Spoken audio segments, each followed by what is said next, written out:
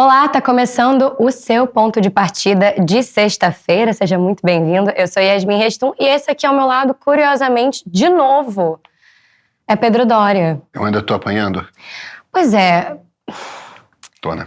Vamos lá. Então, a gente tem um assunto sério para conversar hoje. A gente vai falar de um assunto que você puxou. A gente estava numa toada ali, Bolsonaro, falando um pouco mais de política nacional, beirando ali também a questão do tarifaço, e aí, de repente, vem você... A solução é ficar falando mal do Bolsonaro, aí as pessoas gostam de mim. Ou não, né? Ou nem assim. Ah, não, tem aquela outra turma, é verdade. Então. Mas eles não aparecem muito.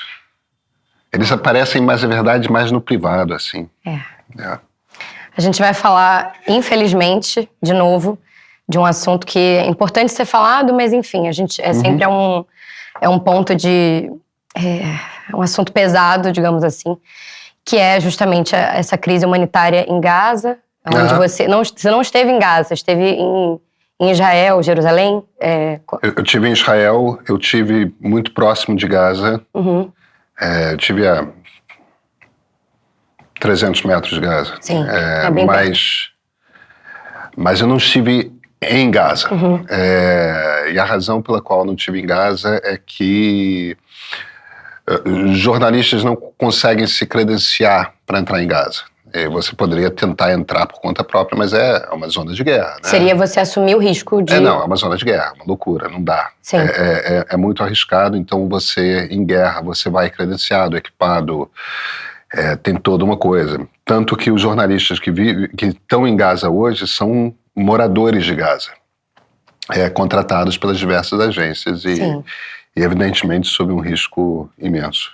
A gente vai falar sobre esse momento em que há uma crise humanitária, há pessoas passando fome de maneira catastrófica e o governo Netanyahu sendo aí acusado de diversos crimes de guerra, não só por conta disso, mas também por conta do bloqueio que está sendo feito para a entrada dessa ajuda humanitária que vem de todos os lados. Tema pouco aprazível, mas importante da gente falar. Foi um vídeo que recebeu bastante hate, como a gente costuma dizer, nas redes. Então vamos lá. Vamos. Respirar fundo e vamos.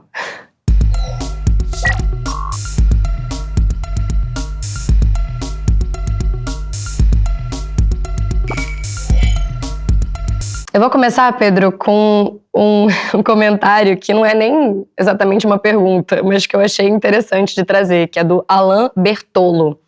Ele falou assim: o ponto de partida de sexta vai ser histórico, não tem sequer um comentário positivo aqui, haha, é o carinho do povo brasileiro. Será? Vamos ver. Vamos ver se vai se confirmar isso aí. Eu vou começar já com uma pergunta comprida, um comentário mais comprido, do J. Baie, acho que é assim que fala. Ele falou o seguinte: o Meio é um excelente canal para tratar da política brasileira. E ponto. Eu já cogitei várias vezes assinar o Meio Premium, mas daí o Pedro vem, fala essas barbaridades e eu desisto. Como é que eu posso dar o meu dinheiro para alguém que não consegue dizer com todas as letras o que está acontecendo em Gaza há meses?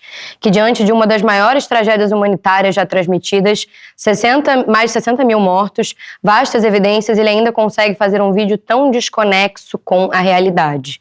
Dizer que o que vai ficar para a história vai ser a imagem das pessoas passando fome, mas não o fato do direito internacional já ter condenado o chefe do executivo pelo crime cujo nome Pedro recusa-se a dizer em alto e bom som.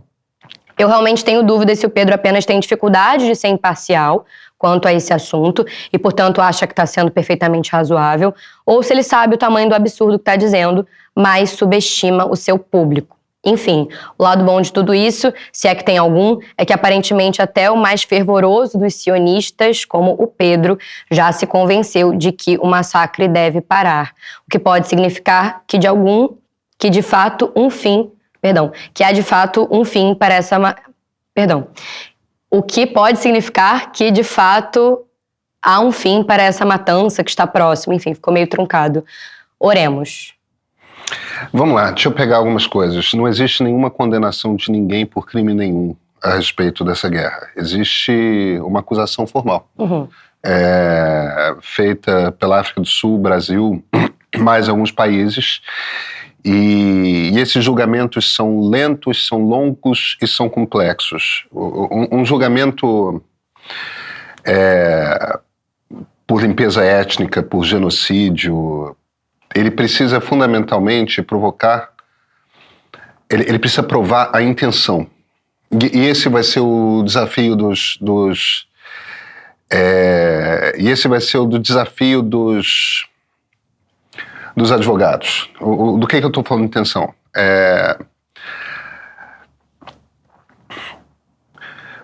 Você precisa, Yasmin, provar que a intenção do governo do governo israelense é eliminar a presença de palestinos na faixa de Gaza. Você precisa provar que é essa a intenção. O mesmo crime, o mesmo número de mortes, numa guerra de defesa, de ataque, do que for, pode configurar muitos crimes de guerra, mas não genocídio, não limpeza étnica. Agora, se há intenção de tirar os palestinos de Gaza, aí começa a configurar crimes maiores. Então, o desafio da corte vai ser esse. Existem duas figuras que me parece que são Smotrich e o Ben-Gvir. Itamar Ben-Gvir é um cara que... ambos são ministros do gabinete do Netanyahu. Eles são da mais extremista direita de Israel. Itamar Ben-Gvir, para você ter uma ideia, era um cara que estava na lista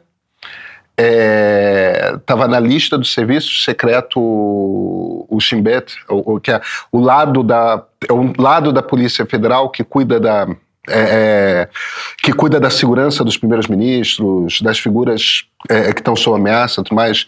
Itamar Ben-Gvir é um cara que 15 anos atrás estava na lista do Shin Bet que os seguranças tinham que ter o rosto dele decorado, porque se ele chegasse perto de um primeiro-ministro, um Ehud Olmert, uma coisa assim, podia ser uma tentativa de assassinato. Olha a loucura. Esse cara é ministro do Netanyahu. E a gente está falando de um contexto em que Yitzhak Rabin, que é, como eu digo no vídeo, um dos meus heróis pessoais, foi assassinado por um sujeito, por Gal Amir, que é um cara que é a mesma cabeça, é o mesmo movimento, entendeu? Dessa extrema-direita israelense. Esses caras são super perigosos. E esses caras falam abertamente, porque é o que esses caras defendem, que eles acham que Israel deveria ocupar em definitivo e incorporar o território de Israel, tanto a Cisjordânia quanto Gaza, para fazer a grande Israel, né? Eretz Israel. Eles são minoritários dentro do Knesset, os partidos que esses caras representam. E, no entanto, como é um sistema parlamentarista e como o Benjamin Netanyahu tem uma maioria de 64 deputados num parlamento de 120 cadeiras, ele precisa ter 60 mais 1.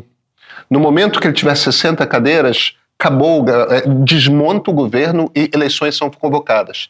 Se não, o mandato normal dos parlamentares vai até outubro de 2026. Em outubro de 2026 vai ter eleição. Ele precisa ter pelo menos 61% dos deputados e ele tem 64%. Para isso, ele precisa dos partidos de extrema-direita. Os partidos de extrema-direita são... não é difícil, não é diferente da turma americana de White Power, entendeu? Daquela coisa dos movimentos extremistas baseados em raça, supranacionalista. Isso, tem um discurso mesmo do pior que pode acontecer em qualquer movimento de direita. O Netanyahu começou esse ano... A quantidade de pessoas que estão falando que essa é a primeira vez que eu falo que essa guerra é um problema são pessoas que estão factualmente erradas. Eu já escrevi colunas no Globo sobre isso, eu já fiz pontos de partida sobre isso. No primeiro semestre, eu fiz um ponto de partida em que eu chamava de um processo de limpeza étnica, o que está acontecendo em Gaza. E em que momento que eu chamei de limpeza étnica o que está acontecendo em Gaza? No momento em que Benjamin Netanyahu se virou e falou que vai tornar a vida em Gaza tão impossível, tão difícil, que os palestinos não vão querer morar mais lá. No momento que o primeiro-ministro, não os ministros dele, mas no momento que o primeiro-ministro, o chefe do governo, se vira e fala uma coisa dessas, opa, aqui o elo que dispara o gatilho da lei se cumpre.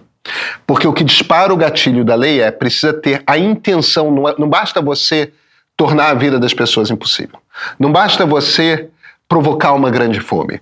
Não basta você matar dezenas de milhares de pessoas. Você precisa fazer tudo isso com o objetivo de tornar a vida ali insustentável, de forma que as pessoas queiram ir embora. Isto é limpeza étnica. Então foi desse ponto pra frente Foi nesse ponto pra frente que eu... Porque, veja, para as pessoas na internet, falar genocídio, falar limpeza étnica, usar esses termos dessa forma, para elas é assim do tipo, eu tô com raiva, eu vou falar. Porque eu sinto no meu coração. Muita gente questionou também por que você não pensou isso antes, então acho que essa é a resposta. Mas, claro, é evidente. É gente que não está prestando atenção no que eu estou falando. Agora, eu não falo sobre Israel o tempo todo, eu falo às vezes. E nos momentos que eu falo porque eu acho que tem uma coisa nova para se falar. Sim. Uma coisa diferente para se falar. Entendeu? Para ficar fazendo vídeo repetindo a minha opinião, eu preciso trazer... Então, primeiro, não é de agora. Agora, o momento em que eu escolhi fazer isso, não é porque está na modinha da esquerda falar que Israel é isso, Israel é aquilo. É porque os fatos mudaram. No momento em que o Netanyahu começa a falar que o objetivo dele é esse, nesse momento, que o objetivo dele é tornar a vida impossível em Gaza, nesse momento, opa, isso aqui configura a intenção de expulsá-los. Isso configura um genocídio. Agora, eu queria só abordar um último tema aí. Sobre imparcialidade. O Pedro não tem imparcialidade para tratar de Israel. Eu acho que boa parte dos comentaristas não tem imparcialidade para tratar de Israel. Entendeu?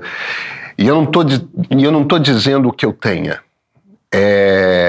Israel está no meu coração. Entendeu? Isso que eu ia falar, esse é um assunto que te toca profundamente. Israel é um assunto que me toca profundamente, me toca intimamente, me toca por laços de muitas amizades profundas que eu tenho, me toca por laços familiares. E eu tenho também um respeito intelectual profundo. Muitos dos autores que mais tiveram impacto na maneira como eu entendo o mundo são judeus, e a maneira como eles pensam é profundamente tocada por um jeito de ver o mundo que é judaico. Então, de certa forma, embora eu não seja judeu pessoalmente, tenho filha, tenho parentes próximos, mas eu não sou filho de mãe judia e tenho um sobrenome, mas eu não sou judeu. Mas apesar de eu não ser judeu, muito da maneira como eu vejo o mundo é essencialmente judaica, vem de um olhar judaico, vem de uma ética judaica, e Isso não vai embora. Isso é da natureza de quem você é. Tem a ver com as circunstâncias do seu nascimento e as pessoas que você encontrou e de alguma forma te marcaram ao longo da vida. Uma coisa que a gente não controla, na verdade. Nunca controla. Então, tem uma coisa, Yasmin. Eu sou um jornalista extremamente tradicional. Eu sou criado dentro de redação de jornal impresso. E num mundo, e numa cultura de jornalismo pré-internet, que eu acho que não cabe mais na internet. Então, uma das coisas que eu tento sempre fazer é o seguinte: olha, a minha análise, eu acho que você, e aí eu falo para todo mundo que nos assiste, minha análise sai dos meus argumentos, entendeu? Eu não vou entregar nenhuma conclusão sem explicar como que eu cheguei àquela conclusão. Agora, eu também não vou esconder em momento algum quem eu sou, entendeu? Como que eu tô emocionalmente ligado ou não a um determinado tema, como determinados temas me são caros. Eu nunca vou fingir para as pessoas que eu sou uma coisa que eu não sou. Então a primeira coisa que eu falo, uma das primeiras coisas que eu falo nesse vídeo é o seguinte: eu sou acionista. Tem um monte de gente ignorante que acha que o sionismo é uma forma de fascismo. Problema delas, eu não vou, porque as pessoas vão achar que ser sionista é uma coisa. Ser sionista é acreditar no direito que o povo judeu tem de ter seu país naquele lugar do mundo. Eu acredito profundamente nesse direito. Como eu acredito profundamente no direito do povo palestino de ter o seu país naquele lugar do mundo. Porque aqueles dois povos pertencem àquele lugar. Porque a cultura daqueles povos está intimamente, profundamente, milenarmente ligada àquele lugar. A gente é um país de 500 anos. A gente está falando de dois povos que estão enraizados naquela terra há 4, 5, 6, 10 mil anos. Entendeu? São literalmente descendentes dos humanos que se sedentarizaram naquele lugar, construíram raízes profundas naquele lugar. E a gente tem que tentar encontrar um jeito de construir duas nações, dois países independentes, um para os palestinos e um para os judeus. Então, é isso. E por fim, as pessoas têm uma expectativa imensa. As pessoas têm uma expectativa imensa de que as ideias que elas ouvem ou leem devem ou refletir o que elas pensam, ou refletir o que o grupo delas pensam, ou então precisam ser descartadas. Olha, é um direito de todo mundo pensar desse jeito, vai na fé. O regime democrático é o regime no qual a gente compreende que pessoas pensarão de forma diferente da gente. E a gente convive com isso. Um dos motivos pelos quais eu sempre falo, insistentemente, porque eu nunca sei quando tem alguém novo chegando. Quando eu vejo alguém falando, quando eu me viro e falo, eu sou liberal, é para que as pessoas entendam o seguinte: não espere de mim um discurso de esquerda. Não espere de mim um discurso conservador. Não espere. A maneira como eu penso é a maneira como um liberal pensa. Então, se não reflete a maneira que você, que não é liberal, pensa, é muito natural, sabe? É porque temos visões e compreensões de como o mundo funciona que são distintas. Você acha que liberais devem ser banidos? Você acha que conservadores devem ser banidos? Você acha que socialistas devem ser banidos? Tudo bem. Você não quer viver numa democracia. Eu quero viver numa democracia. Até porque, essencialmente, democracia é o regime dos liberais. Tá certo. Eu vou seguir aqui vou tomar a liberdade de te fazer uma pergunta em cima do que você está trazendo. Manda ver. Porque tem muito a ver com... Eu já acabo, assim, matando com uma cajadada 2 coelhos, vamos embora. Vamos lá. Então, é o seguinte, quando você fala que você tem muitos ideais, que a sua lente de ver o mundo está muito ligada à lente do sionismo, do judaísmo, enfim... Eu queria que você explicasse um pouco mais, porque eu tenho a sensação de que nesse momento que a gente está vivendo esse conflito tamanho em Gaza, enfim, de que isso fica muito misturado, da mesma maneira que fica muito contaminado por esse ódio que está existindo entre esses dois povos e quem defende cada uma das bandeiras ali que estão em jogo nessa disputa.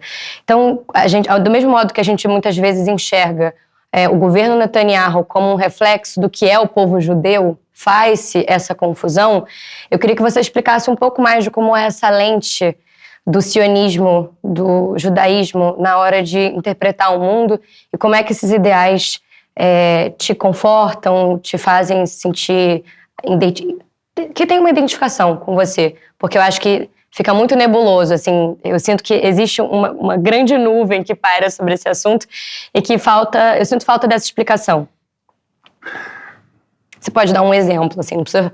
Assim, aí a gente vai ter que fazer um ponto de partida gigante, mas se você puder dar um exemplo... É que é longo. Sim.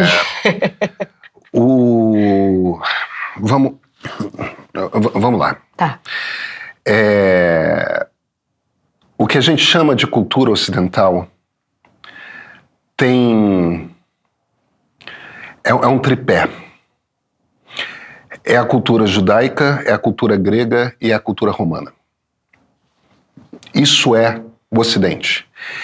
E o Ocidente, no meu corte, pega Oriente Médio e Europa e Américas. Porque as Américas, essencialmente, foram colonizadas por europeus.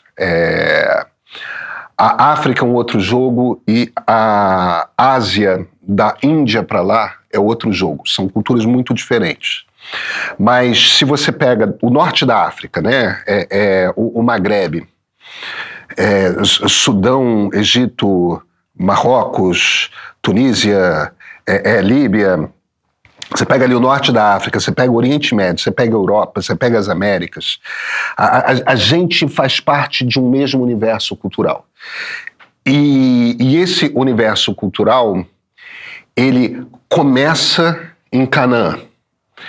E ele começa em Canaã por um processo, enfim, eu teria que entrar na história do exílio babilônico, eu não vou entrar, mas a religião cananita, que era uma religião que tinha, como todas as outras religiões da antiguidade, um panteão de deuses, ela tem um deus ali, que é o deus El, se escreve El, que os judeus vão ali na frente chamar de Elohim, que é uma maneira respeitosa de você se referir a Deus sem falar o nome dele. Os muçulmanos vão chamar de Allah. Esse Al, é a mesma coisa que eles estão falando. E aí tem esse outro Deus que é Yahvé, a gente não sabe exatamente como é que é a pronúncia do nome, mas Javé, Jeová, enfim. Essas duas figuras se juntam para formar uma religião que ainda não era monoteísta. E todas as religiões da antiguidade são todas muito... Aí, Grécia, Roma, todas as religiões da antiguidade são muito ligadas ao lugar sagrado. Uhum. E esse lugar sagrado é o templo onde tem os sacerdotes e tudo mais. Os oráculos, enfim. É isso. Quando os judeus são tirados pelos babilônicos, né, por Nabucodonosor, de lá, e são levados para a Babilônia e formam uma das primeiras comunidades judaicas no exílio, que durou até 1950 e poucos, 49, 50, eles são obrigados a recriar a religião deles sem um templo. E eles recriam com um livro. E essa ideia de você recriar uma religião e tornar uma religião portátil, aquilo dá a essa cultura uma força imensa. Porque, de repente, ela consegue, aquele povo com aquela cultura consegue existir mesmo sem estar no lugar onde o templo está. E é isso que permite, quando existe a segunda expulsão, no ano 62, que é quando os romanos expulsam os judeus, e eles partem para exílio no Oriente Médio, Norte da África, na Europa, quando os romanos fazem essa expulsão, aquela cultura está forte. Uma das coisas mais admiráveis do judaísmo a partir daí é essa ideia de que você está ligado culturalmente à sua terra e à sua religião e à sua visão de Deus, não importa onde você esteja, porque você tem um livro. Primeiro,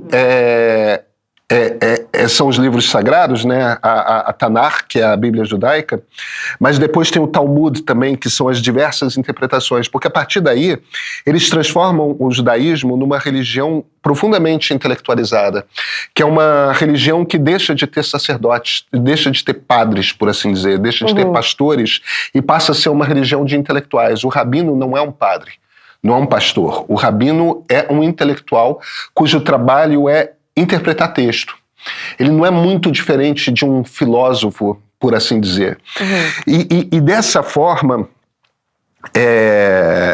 você começa, conforme vai avançando o tempo, e você começa a desembocar no iluminismo, e o nascimento da democracia moderna está profundamente ancorada no iluminismo. Muitos dos filósofos pensando ali eram filósofos judeus. E a razão de muito do pensamento do iluminismo está ancorado em valores judaicos, está diretamente ligada a essa ideia de que é um povo que é sempre minoritário, porque não esquece que a Europa virou cristã. E em tudo quanto é lugar que os judeus moraram, tanto os askenazitas da Alemanha para lá, para o leste europeu, quanto os sefaraditas, principalmente ali um pouco na França, mas principalmente na Ibéria, né, na Espanha, em Portugal, eles nunca conseguiram se firmar em nenhum lugar, porque eles nunca eram percebidos como alguém que era daquele lugar. E ao não serem percebidos como alguém que era daquele lugar, a toda hora pintava, você começa a se acostumar, você tem filho, tem neto num lugar e de repente aparece um prefeito, um governador, um rei, ou seja lá, um duque, e se vira e fala, eu quero essa turma para fora. E aí tem ataques, mortes, estupros, uma expulsão, confisco. Então eles nunca conseguiam ter terra, eles nunca conseguiam. E aí aquela religião que está ancorada no livro começa a virar uma coisa de que você tem que elaborar em pensamento escrito, a ideia de o que é você não ser de nenhum lugar, a ideia do que é você ser minoria. Quando você vai pensar em democracia, essa ideia de o que é ser minoria, o que é a ideia de como é que você convive com pessoas que são tão diferentes de você, como é que você constrói essa vida, a experiência judaica está toda imbricada nisso. A democracia é essencialmente o regime. As pessoas, sem entender muito democracia, acham que a democracia é o regime da maioria. Aquela coisa do Bolsonaro, né, dizendo, eu fui eleito presidente, como que eu não posso mandar? A democracia não é o regime da maioria. A democracia é o regime em que a minoria tem voz. A democracia é o regime em que você pode estar solitário na sua sexualidade, no seu gênero, na cor da sua pele, no sotaque que você usa, nas ideias que você tem. E mesmo com tudo isso, você tem direito a ter propriedade. Você tem direito a não ser preso, de ir e vir. Você tem direito de falar o que você pensa. Você tem o direito de se juntar com quem você quiser. Você tem direito de ter a sua religião. E tudo isso está absolutamente tingido pelo fato de que o tempo todo na Europa, no desenvolvimento do pensamento, no desenvolvimento dos regimes, até chegar e desembocar nessa ideia de uma democracia, tudo isso está profundamente ancorado no fato de que o tempo todo estava ali na Europa um povo que era atacado, era vilipendiado, era sempre o bode expiatório de tudo o que acontecia, até o ponto em que quase todos morreram, quase todos foram assassinados.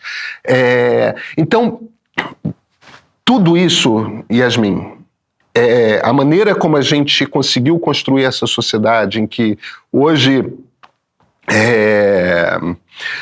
Negros não são mais escravos, gays Mulheres bissexuais... não são propriedade dos seus maridos. Gays e homossexuais e bissexuais podem se casar, pessoas trans podem... existir. Mais que existir, ter o seu nome... o seu nome de escolha registrado no seu documento de identidade. Podem escolher qual gênero que põe ali no documento de identidade. Todas essas experiências nascem essencialmente dessa ideia, e a gente está desenvolvendo, e a gente está nessa luta eterna da democracia para incluir mais gente, para reconhecer mais gente, que às vezes o próprio fato de conseguir reconhecer, entendeu? Conseguir reconhecer que uma mulher é igual a um homem, conseguir reconhecer que um negro não é inferior a um branco, conseguir reconhecer que um homem gay possa se apaixonar e casar tanto quanto um homem heterossexual. A gente está debatendo agora o direito das crianças no Congresso. Tudo isso. Enfim. Isso tudo nasce, essas possibilidades nascem de um conjunto de valores. E esse conjunto de valores... ele existe e ele foi desenvolvido nos séculos 17 e 18 porque está ali o reconhecimento de que tinha...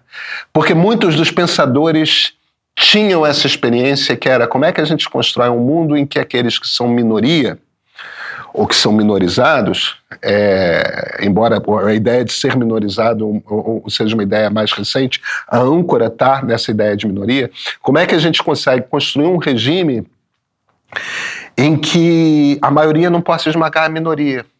Sem a experiência judaica e sem o fato de que a experiência judaica é desde muito cedo, desde muito antes, inclusive, dos gregos, uma experiência fundamentalmente intelectual, sem essa experiência você não consegue dar conta de desenvolver ali na frente um regime, um pensamento como o da democracia liberal. Desculpa, eu tô sendo muito longo hoje, e eu peço desculpas a você, mas... Vou pensar no seu caso. Mas é porque a gente precisa conversar mais sobre as pessoas, e eu tenho a esperança de que algumas pessoas não vão simplesmente repetir o que todo mundo repete e possam, mesmo que discordando de mim, interagir com os argumentos que eu estou apresentando. É meio chata essa conversa de internet em que as pessoas simplesmente ficam repetindo o que já está escrito em todas as redes sociais. Tipo, vamos nos desafiar a... Não é ter ideias diferentes. Eu não acho que a gente dialoga para convencer o outro. A gente dialoga...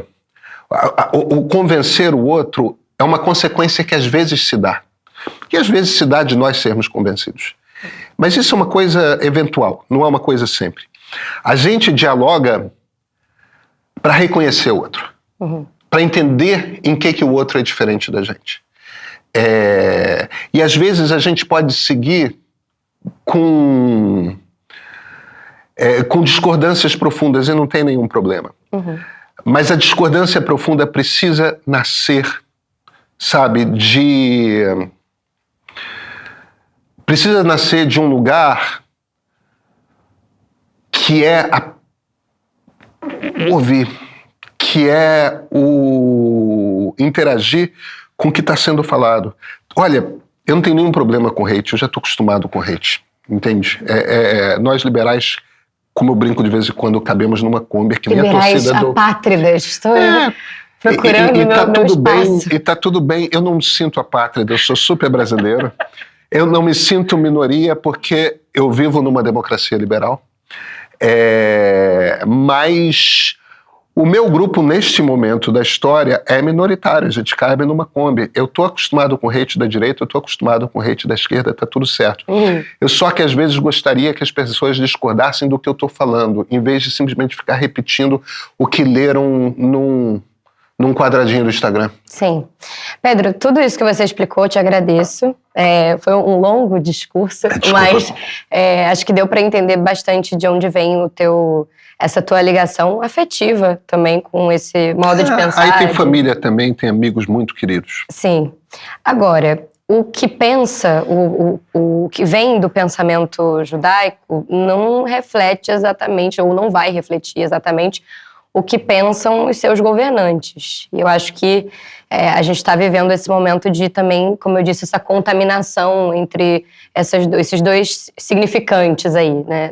Quem é Netanyahu, o que ele representa, e quem é o povo judeu, o que esse povo acredita, e quem é o povo de Israel, que não são só judeus. Mas tem um comentário do Francisco Miguel que eu queria que a gente se aprofundasse um pouco mais nele. É uma única frase, e eu queria que você falasse um pouco mais sobre isso, que é: não há vida para Netanyahu sem essa guerra. Ele está inteiramente certo. Sim. Eu acho que é um pouco forte, porque não é vida no sentido de... Sim, óbvio. Tipo, a guerra acaba amanhã, Netanyahu não morre. Sim. Mas Israel tem um problema que nós temos no Brasil, nos Estados Unidos tem, que a Itália tem. Israel tem um movimento de extrema-direita que abala profundamente, que pressiona a democracia israelense. Alguns países sucumbiram a esse movimento. É o caso da Hungria, que se tornou uma ditadura. É o caso de El Salvador com Bukele, que muito rápido sucumbiu e se tornou uma ditadura. O Brasil não se tornou uma ditadura com Bolsonaro. Os Estados Unidos estão sob uma violenta pressão do Trump, e Israel está sob uma violenta pressão do Netanyahu. Mas como os Estados Unidos, como o Brasil no período Bolsonaro, Israel não é uma ditadura ainda. Agora, seu governante é o pior do pior do pior do pior que a democracia israelense já produziu. Como Jair Bolsonaro é o pior do pior do pior do pior que a democracia brasileira já produziu, e Donald Trump é o pior do pior do pior que a democracia americana produziu. Então, e do caso do Netanyahu, a grande questão a respeito dele é a seguinte: ele é um cara profundamente corrupto, existem vastas provas da corrupção dele. O motivo pelo qual ele está querendo alterar o nível de poder da Suprema Corte é que ele não quer ser julgado. O motivo pelo qual ele bloqueia o que Israel sempre fez, que é preciso fazer uma investigação de por que o Estado de Israel fracassou ao garantir a segurança do 7 de outubro. Tradicionalmente, aconteceu com Golda Meir, aconteceu com Menachem Begin, aconteceu com inúmeros governantes de Israel. Quando houve algum tipo de fracasso de garantia de segurança, sempre se instaura em Israel uma comissão independente, em geral com juízes aposentados da Suprema Corte, pessoas que são consideradas dentro da sociedade altamente responsáveis e respeitáveis e tudo mais. Sempre se instaura uma comissão de inquérito independente, que é liderada por juízes que atuam um pouco como uma espécie de ministério público, entendeu? Tem um pedaço da polícia à sua disposição, fazem a investigação, tem procuradores e promotores e levantam os dados para entregar uma resposta ao país. No governo Netanyahu, essa comissão, que é praxe na história de Israel, não existe. Não existe uma comissão até agora que investiga o que aconteceu para que se permitisse um ataque tão violento quanto foi o do 7 de outubro, que é uma coisa interna de Israel. Interessa aos israelenses saber por que aconteceu. O Netanyahu impede esse negócio porque, quando fica claro que a responsabilidade é dele, e a responsabilidade é dele, ele botou todo o exército para proteger da Cisjordânia, que não oferecia ameaça, que não é governada por facínoras. A Cisjordânia não é governada por corruptos. O Fatah é profundamente corrupto, mas não são facínoras, não são terroristas. Foram lá atrás, décadas atrás, não são mais. O Hamas são facínoras. O objetivo do Hamas é matar tudo quanto é judeu da região. Então, por que o Netanyahu permitiu esse tipo de coisa? Ele não permite essa comissão de inquérito. Por que o Netanyahu resiste tanto a convocar eleições, embora você tenha passeatas cada vez maiores em Israel pedindo eleições? Porque ele vai ser derrotado. Ele vai ser derrotado de forma humilhante. E imediatamente vai ser processado pelos casos de corrupção. Ele vai ser preso. Primeiros ministros de Israel são presos, ex-primeiros ministros. Então, enquanto houver guerra, ele tem apoio desses partidos minoritários. Ele não pode não ter a guerra, porque a guerra é o que dá o apoio desses partidos. No momento que ele deixa de fazer a guerra, do momento que existe um acordo de paz, ele perde o apoio desses partidos, porque esses partidos querem incorporar Gaza, incorporar a Cisjordânia. Eles querem expulsar os palestinos. Esses partidos minoritários radicais querem expulsar os palestinos. O Netanyahu precisa da guerra para sobreviver politicamente e para não ser preso. E aí, cara, é aquela coisa, tipo, é um dos lugares mais abjetos nos quais um político pode se botar, entendeu? Ele tá matando gente para não ser preso. Esse troço não interessa em nada a Israel, esse conflito continuar. A única coisa que interessa a Israel nesse momento é o retorno dos reféns que ainda estão vivos, que sabe-se lá como vão voltar. Não interessa a ninguém. Interessa uma minoria radical em Israel, interessa Benjamin Netanyahu. E agora interessa Donald Trump, né? O Netanyahu tem um parceiro extremamente poderoso. A gente vai ver até quando isso se sustenta politicamente, mesmo com pouco apoio internacional, ou nenhum apoio internacional, digamos assim. Pedro, seguindo, o Wilson Abreu falou o seguinte: no vídeo, Pedro Doria adota a postura de um advogado. Diante da impossibilidade de negar as provas, que a essa altura são abundantes, ele tenta atenuar a gravidade da acusação, transformando o crime em algo menos severo.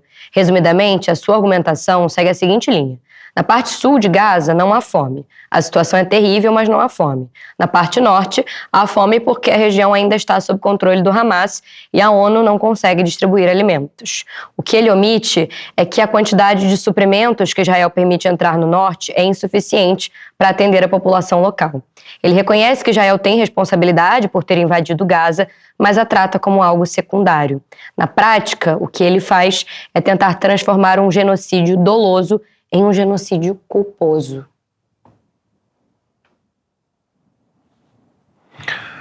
Yasmin, não existe fome no sul de Gaza. O exército de Israel não entrou no centro de Gaza. Não entrou porque é lá onde está o Hamas. E é lá onde estão os reféns. E eles têm medo de entrar. Porque se entrarem, provavelmente os terroristas vão matar os reféns. E existe fome no norte de Gaza. Isso é um fato. Isso é uma descrição do que está acontecendo. É o que a ONU fala, é o que o PC fala. Achar que eu estou tentando diminuir ou aumentar, não. Qual é a diferença? Entendeu? Eu não vejo... Fome é fome, existe fome.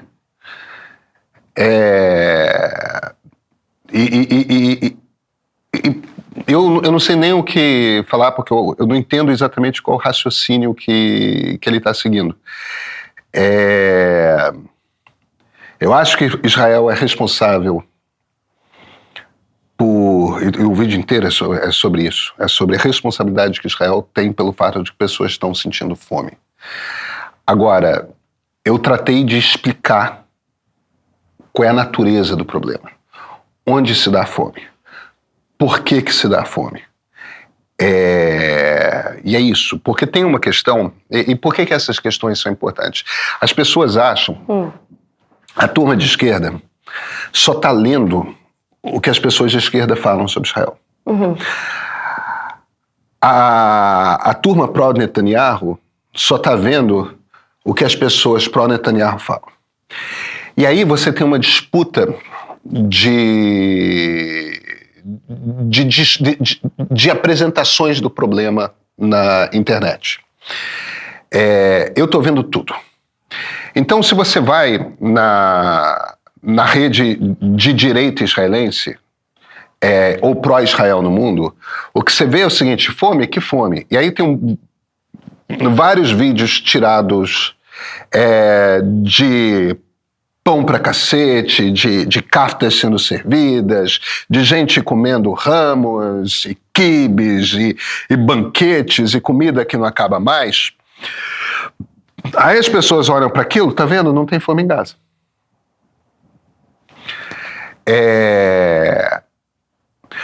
Aí, por outro lado, a turma de esquerda fica vendo os vídeos daquele bando de gente desesperada, estendendo um prato para ter uma ração horrorosa e ainda assim aquelas pessoas desesperadas e tudo mais. Se você não explica qual é a situação, entende? Olha, no centro de Gaza tem comida farta. O Hamas não está passando fome. Sim. Entendeu? Essas cenas de fartura estão acontecendo no centro de Gaza. Você não tem fartura, mas você não tem fome no sul de Gaza. As pessoas estão sem casa, as pessoas estão sem saneamento, as pessoas estão... Mas tem comida.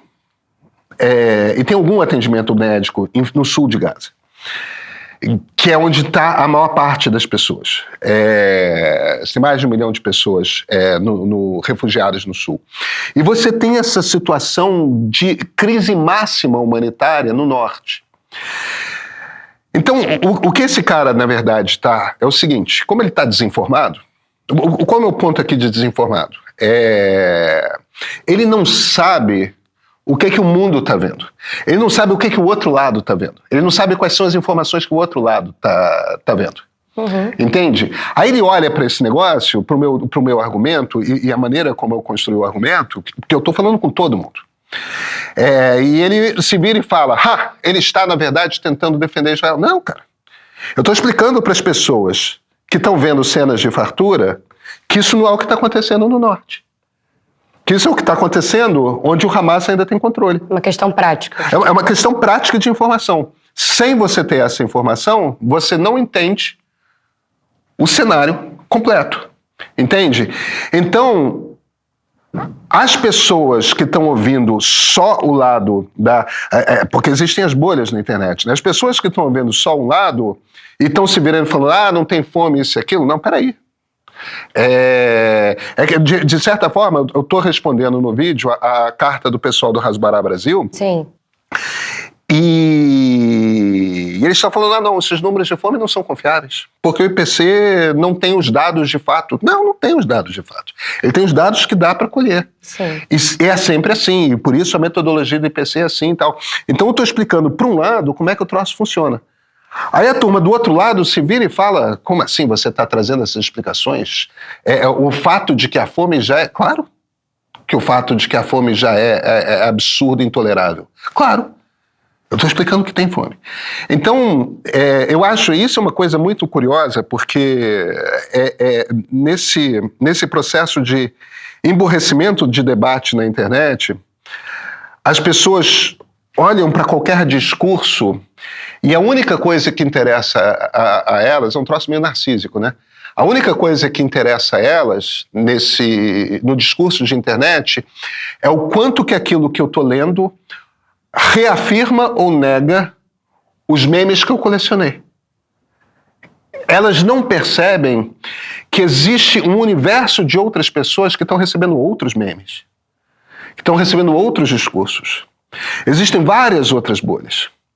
Elas não conseguem conceber a ideia de que existem outras pessoas com outras ideias, e a partir daí elas não conseguem entender que talvez aquilo que esteja sendo falado não é necessariamente para confirmar ou desconfirmar aquilo que elas estão ouvindo. Talvez aquelas informações estejam para outras pessoas. Percebe o que eu estou dizendo? E a minha preocupação o tempo todo eu vejo o que a esquerda está dizendo, eu vejo o que a direita está dizendo, eu vejo o que o centro está dizendo. Aí eu tento responder e tento fazer um comentário que incorpore o todo, que tenha informação necessária para todos os grupos. Entendeu? Então, uma das coisas que eu estou falando ali é o seguinte, isso para quem quiser ouvir, e isso é para a esquerda ouvir. É possível ser sionista e falar que Netanyahu é o fundo do poço. Que Netanyahu e o governo Netanyahu é responsável por uma tragédia humanitária em curso em Gaza. E que nunca antes um governo israelense foi responsável por uma tragédia humanitária. Agora está acontecendo, existe uma crise humanitária em curso em Gaza. E o governo de Israel é responsável por essa crise. E é possível ser sionista, a favor da existência do Estado de Israel, e ao mesmo tempo olhar e falar, esse governo é o fim. Esse governo é essencialmente antijudaico. Por quê? Porque está em contraste com todas as ideias que formam e dão base a uma ética judaica. Agora, isso acontece em qualquer povo. Todos os povos têm seus supremacistas. Todos os povos têm seus canalhas. Todos os povos têm seus covardes. Todos os povos têm seus heróis.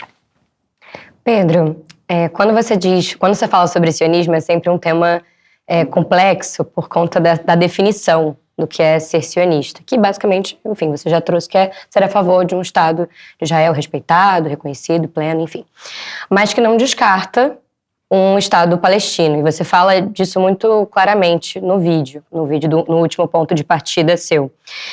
Mas eu queria falar um pouco mais sobre o Hamas agora, porque tem também essa confusão, sobre a qual você também fala, de que o Hamas tem um vínculo ali, defende de certa maneira os palestinos, mas que não os representa nessa violência tamanha. E aí eu vou trazer o comentário do Dystopian Persona. Ele diz o seguinte: Pedro, gosto de você e sempre assisto as lives na hora do almoço. Central Meio. Mas nunca me fez muito sentido a relativização sua dessa guerra. Honestamente, é nível os setores da esquerda que relativizam autoritarismos de esquerda, como Venezuela e Cuba, ou os setores da direita que relativizam autoritarismos da direita, como ditaduras militares, da Operação Condor. Deveria ser bem mais simples a lógica se fosse para manter a sua coerência. Questionar ações do governo e do exército de Israel não é ser antissemita, nem questionar a legitimidade do Estado de Israel. Israel tem o direito de se defender dos ataques terroristas do Hamas, não de destruir cidades e matar civis sem a menor necessidade concreta. Se for relativizar essa lógica nesse nível, então não seria fora de questão concluir também que terroristas também estão se defendendo de Israel ao matar civis em ataques terroristas. Desde o início, essa guerra era injustificada, e o ímpeto de limpeza étnica e desumanização do povo palestino por parte do Netanyahu e o seu governo sempre esteve escandalosamente óbvio. A verdade é que nada mudou, contrastando com o que você trouxe, né? Que mudou, de fato. O Netanyahu só seguindo com as mesmas ações até as últimas consequências. Você já mudou de opinião várias vezes na vida. Deixou de ser petista para virar liberal, etc. Será que não valia mudar de opinião agora também e reconhecer que sempre foi injustificado o que Israel tem feito em Gaza?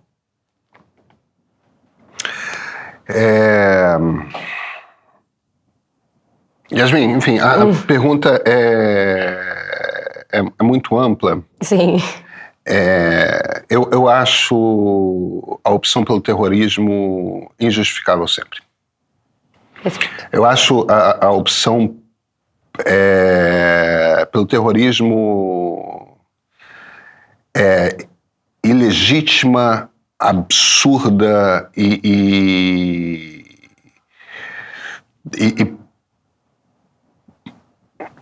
tem poucas coisas que você pode fazer politicamente que eu acho tão abjetas quanto o terror. Uhum. O que é o terror? O terror é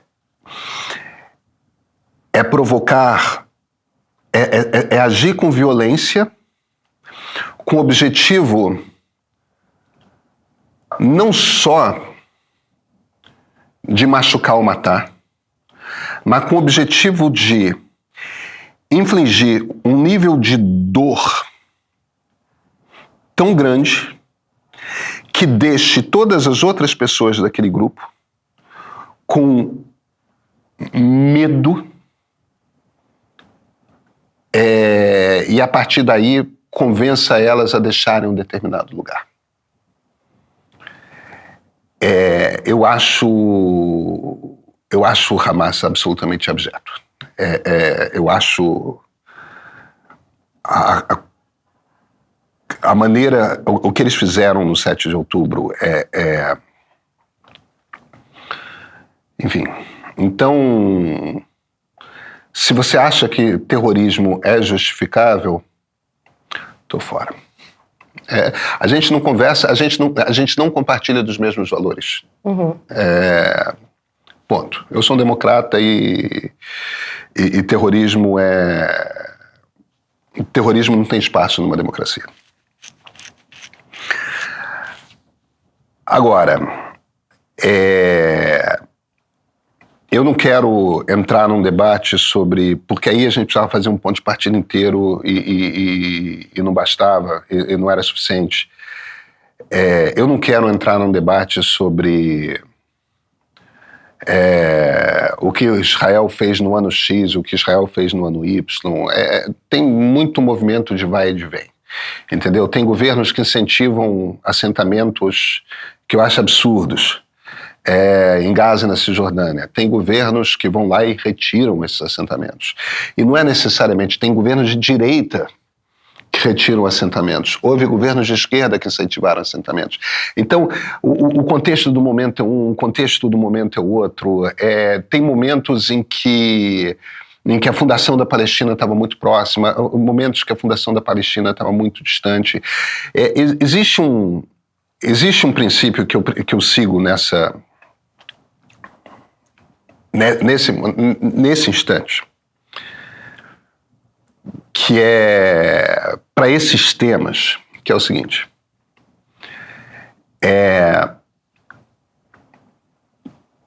ambos os povos são povos muito traumatizados e cuja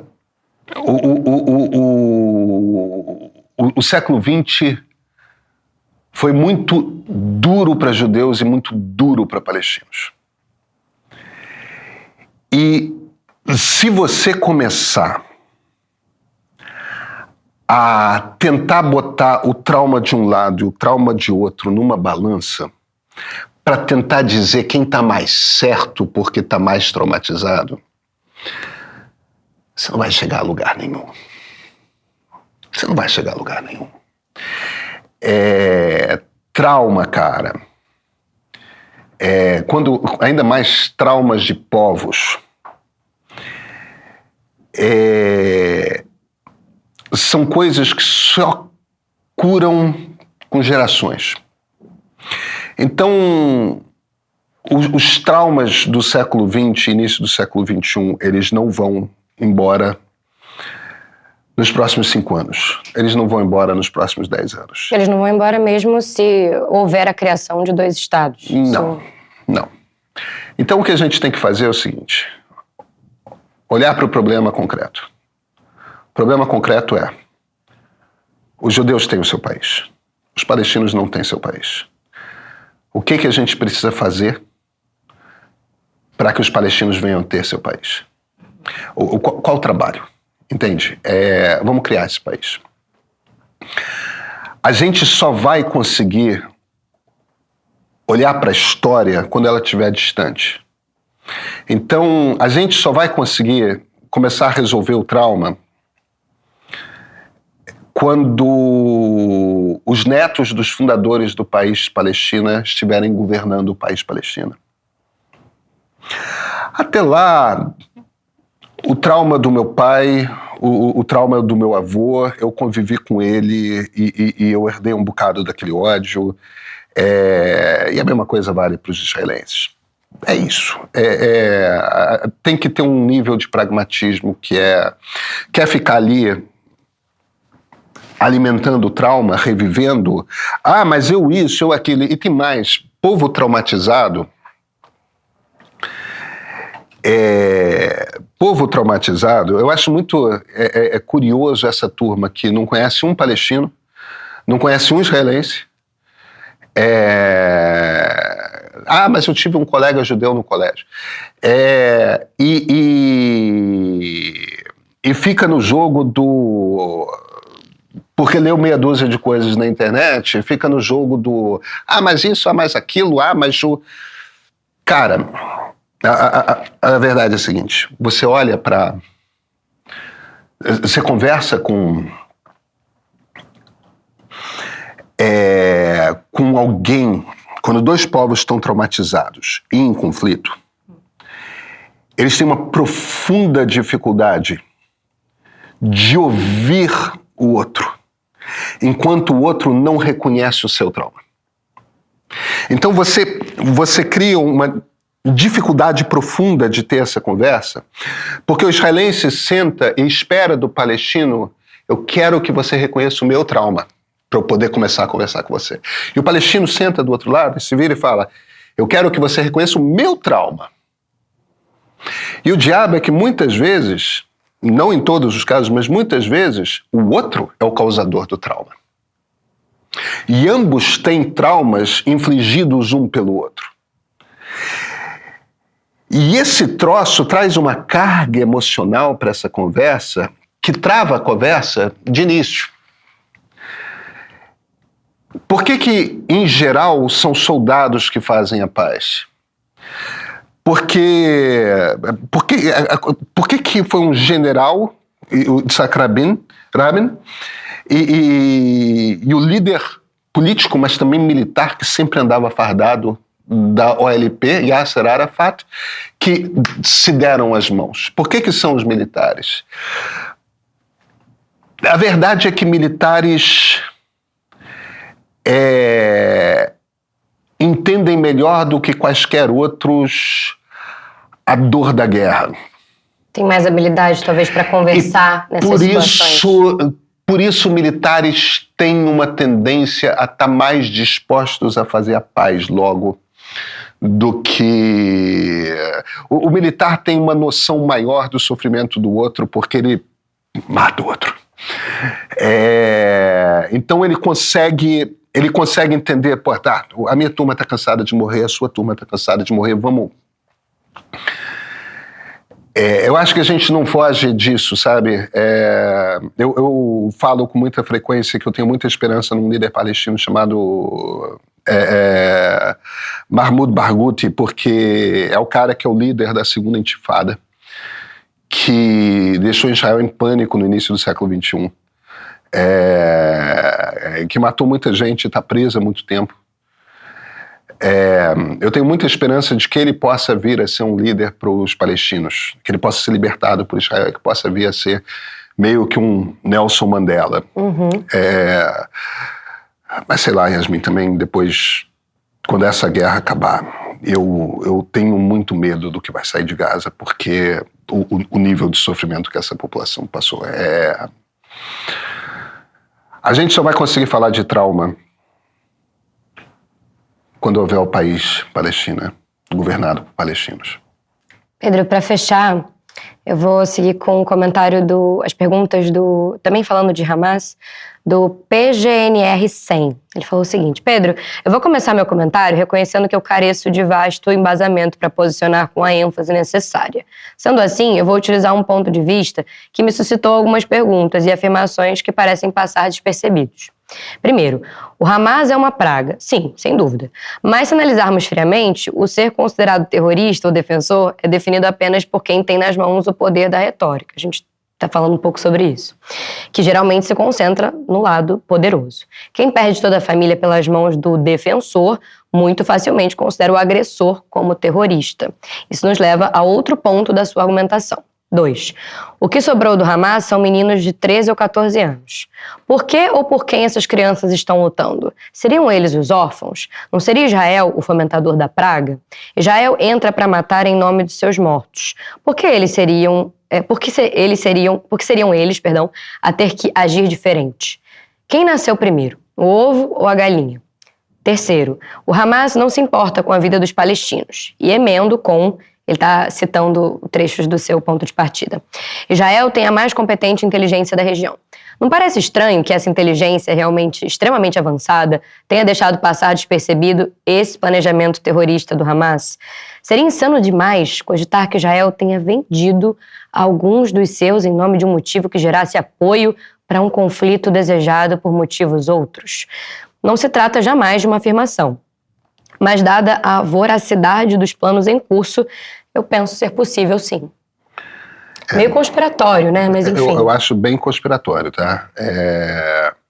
Tem zero indício de que o governo Netanyahu tenha desejado esse ataque. Agora, o governo Netanyahu é responsável pelo ataque de 7 de outubro, no sentido de que não garantiu a defesa da população civil, de que havia informes desse tipo de conversa, o que parece ter acontecido. Enquanto não houver aquele inquérito, a gente não vai saber o que aconteceu. Sim. O que parece ter acontecido é o seguinte: havia informes de que havia essas conversações que estavam sendo monitoradas. E aparentemente houve uma profunda arrogância por parte do governo que considera o Hamas um bando de gente primitiva e disse, eles não vão conseguir fazer nada. Aparentemente. E essa hipótese que me parece mais crível. Sim. Tá?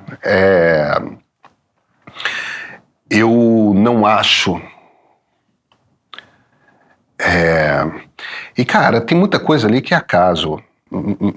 Quase metade das mortes aconteceram naquela rave, no Festival Nova. Sim. O Hamas não sabia que aquela rave estava acontecendo. Eles não sabiam daquilo. Foi uma surpresa. Eles conseguiram matar... Tinha milhares de jovens desarmados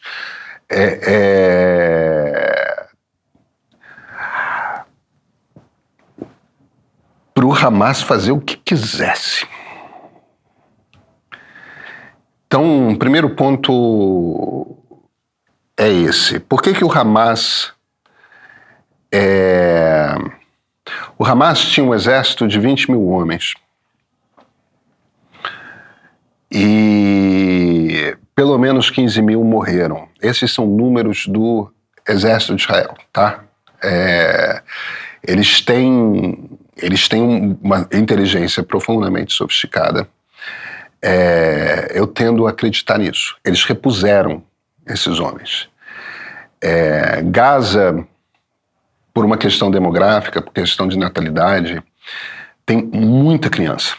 Tem muita gente jovem. Sim. E pouca gente velha. E por que são... Por que o exército do Hamas hoje é formado essencialmente por meninos de 13, 14 anos? A gente entende um bocado sobre como se formam esses exércitos de criança e de jovens adolescentes. Tem muita experiência na África e tudo mais. Quando você está numa situação de miséria, de profunda insegurança e tudo mais, esses exércitos, eles oferecem comida, abrigo, uma sensação de segurança. Eles oferecem uma sensação de você se sentir forte num momento em que você, na verdade, está muito fraco. E esse anseio por se sentir forte é muito grande. Além disso, se você pega alguém de 40, 50 anos, essa pessoa chegou à idade adulta fora do mundo do Hamas. Um menino de 13, 14 anos que vive em Gaza, toda a vida dele foi debaixo do jugo do Hamas, que é uma ditadura totalitária. Então, tudo que ele leu a vida inteira, tudo que ele aprendeu a vida inteira, tudo que ele ouviu a vida inteira, era discurso do Hamas, discurso do Hamas, discurso do Hamas, morte a Israel, a Argentina livre do Rio Omar, ou seja, limpa de judeus. Não importa o que acontece, limpeza étnica, é o mesmo processo. A diferença é que o Hamas não tem força para isso. Israel tem. Então,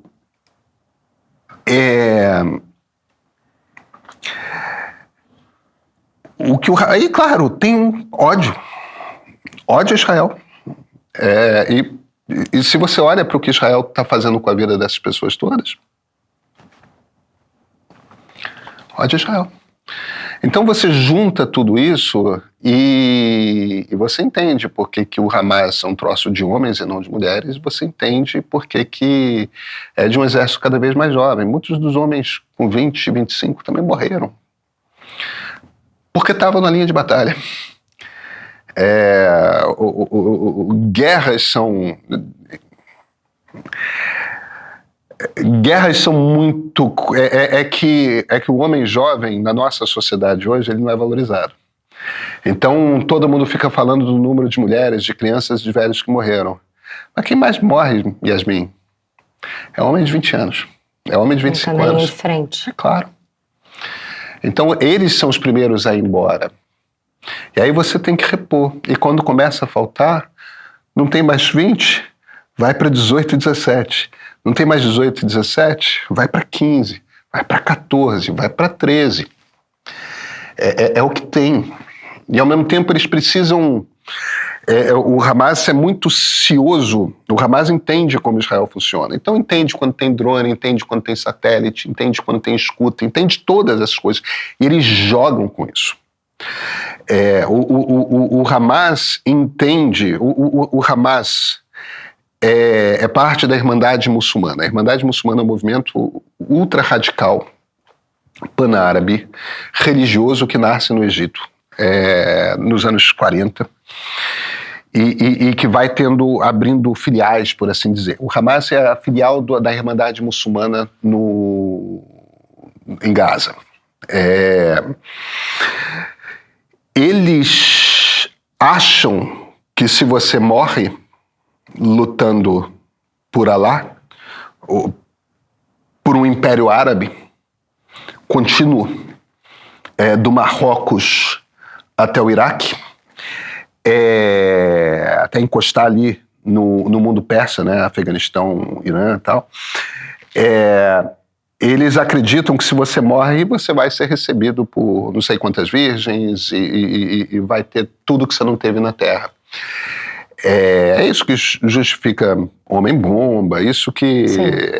Então, o Hamas, o objetivo do Hamas não é dar uma boa vida para os palestinos. Sim. O objetivo do Hamas é limpar de não muçulmanos toda a terra do Marrocos. E a missão deles, evidentemente, é a região do Levante Meridional, onde hoje estão Gaza, Cisjordânia e Israel. Esse é o objetivo do Hamas. Então, eles precisam ter números. Por quê? Porque drone fotografa, então eles precisam ter muita gente uniformizada, armada, com bandana verde escondendo o rosto e tal. Você não sabe se um menino de 14, 15 anos necessariamente é um homem de 20. É tudo igual quando você está amarrado. Por que naqueles vídeos todos de entrega de reféns que o Hamas faz, estão todos amarrados? Não é só para não serem identificados. É para você não perceber também que é um menino que está ali. Entende? Aí parece todo mundo lá com suas AK-47, suas... sei lá, sabe uma coisa que é engraçada? A quantidade de vídeos que tem também na internet, de passeatas em Gaza contra o Hamas. Agora, os palestinos sabem que se o Hamas for embora, acaba. Eu não estou dizendo que seja justificado por parte de Israel, porque eu acho que não é mais justificado há muito tempo. Entendeu? Há muito tempo que não tem mais justificativa nessa guerra. Mas se o Hamas fosse todo embora agora, acaba. Acaba. O Netanyahu não tem mais discurso. O problema é que para a maior parte dos palestinos que vivem em Gaza, você erguer a boca e falar contra o Hamas é a certeza de que você vai ser fuzilado na hora. E então, cara, é tão admirável que você tenha passeatas acontecendo contra o Hamas. Porque são pessoas, por um lado, em desespero, mas por outro, com uma imensa coragem. E essa turma de esquerda que se diz a favor da Palestina e dos palestinos não olha para isso. Entendeu? É uma coisa de... E eu não estou dizendo que seja o caso, porque eu acho que não é o caso dele. Eu acho que o caso desse nosso espectador, ele está realmente tentando ouvir o que eu disse e está tentando me provocar para ver e testar algumas ideias dele e tal. Mas uma quantidade muito grande de pessoas não olha, entendeu? Para quem vive em Gaza, Israel não é o único opressor. Israel é um dos opressores. O outro opressor é o Hamas. Entendeu? Essas pessoas querem ser livres. É